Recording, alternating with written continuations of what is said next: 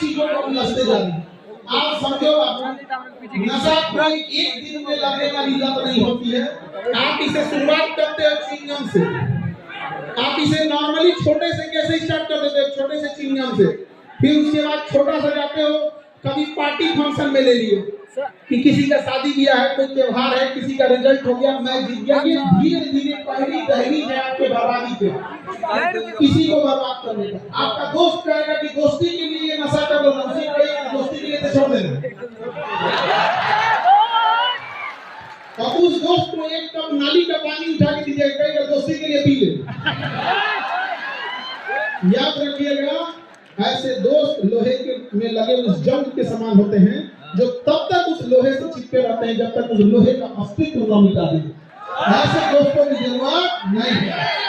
याद रखिएगा, बहुत ज्यादा गिनती के लिए मत रखिएगा। अरे दोस्त एक जैसा एक ही हो, लेकिन कर्ण के समान हो, अपना हस्ती मिटा दिया दुर्योधन को। अलग बात था कि दुर्योधन गलत था, लेकिन दुनिया आज भी मिसाल देती है कि दोस्त हो तो कैसा कर्ण के समान। ऐसा कोई दोस्त ना हो आपका कि जीवन बर्बाद कर दे आपको, धीरे धीरे आपको लत लगाएगा, फिर आप आदी हो जाएंगे उसके, फिर आप उसको पीने लगेंगे।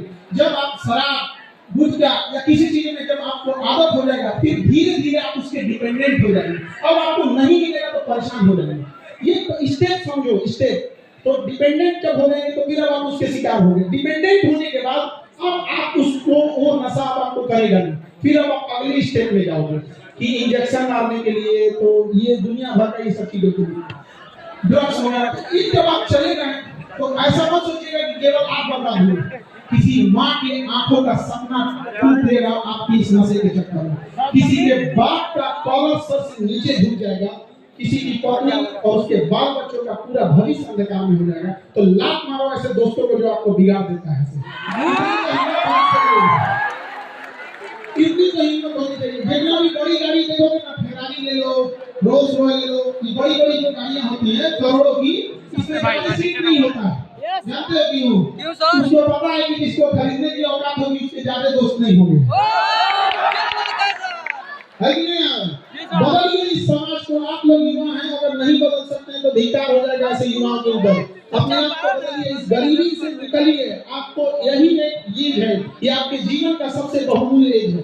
इस एज को मत गवाइए, अपना पूरा जी जान लगा के भोग दीजिए इस चीज को पढ़ने में। देखिए, किसी के माता पिता गरीब होंगे, किसी के माता पिता मिडिल क्लास होंगे, तो ये मत देखिए आपके माता पिता गरीब है या कैसे। आप गरीब घर में पैदा हुए तो आपका कोई गलती नहीं है, लेकिन अगर आपके माँ बाप गरीब घर में मर गए तो केवल आपका दोष है।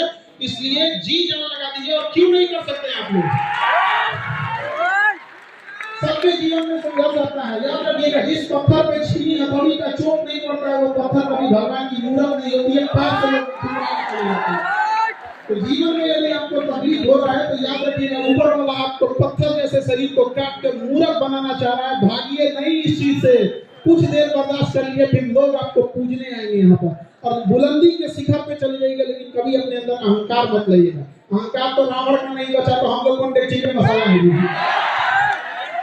किसी का अहंकार नहीं बच सका है। हमेशा सोचिएगा कि आपका जीवन दूसरों के काम आ सकता है कि नहीं। यदि आपका जीवन केवल आपके काम आ रहा है तो आप नर के रूप में, मानव के रूप में जन्म जरूर लिए हैं, लेकिन आप एक पशु के समान हैं। क्योंकि जानवर की पहली पहचान होती है वो केवल अपने लिए सोचता है। कभी जानवर को नहीं देखेंगे बांट के खाएगा, लेकिन ये मानव होने का पहला सबूत है कि दूसरे के तकलीफ में उससे तकलीफ होती है, दूसरे के पीड़ा से उससे अपनी पीड़ा होती है। आज देखिए, हमारा समाज में किसी के साथ जगह में अपराध हो जाता है, कुछ हो जाता है, हम एक मानव होने के नाते उसके साथ सहानुभूति रखते हैं। लेकिन इसी मानव के बीच में कई बार दरिंदगी जैसी घटनाएं हो जाती हैं।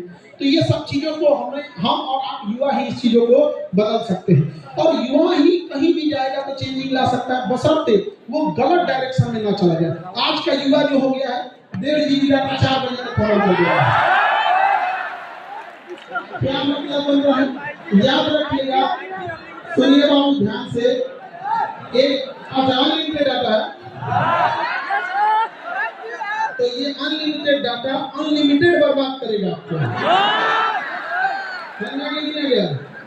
इसलिए आप लोग समझो बाबू ध्यान से, एजुकेशन बहुत जरूरी है। लेकिन आज के डेट में आपके पास मोबाइल बहुत ज्यादा हो गया।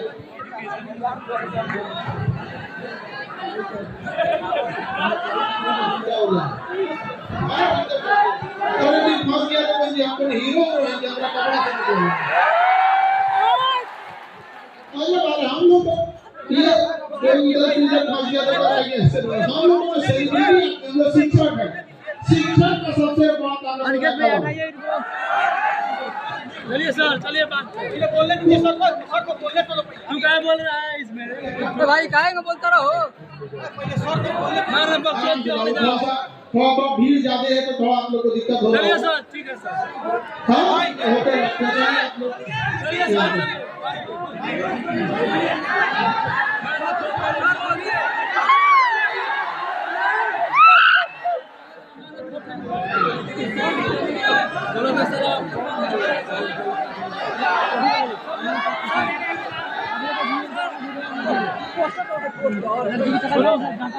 कौन है जी बड़ा बोल रहा है?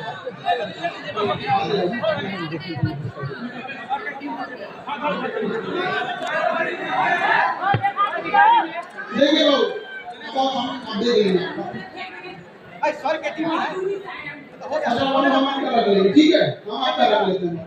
देखिए अभी आप सबके हाथ में मोबाइल है और जिस स्थिति में जिस एज में है आप इस एज में एजुकेशन जरूरी है।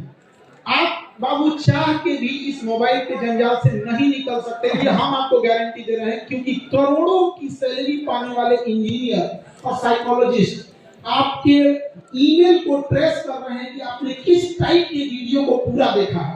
यदि आपने कुकिंग की वीडियो को पूरा देखा है तो अगला घसकाइएगा तो कुकिंग से रिलेटेड आएगा।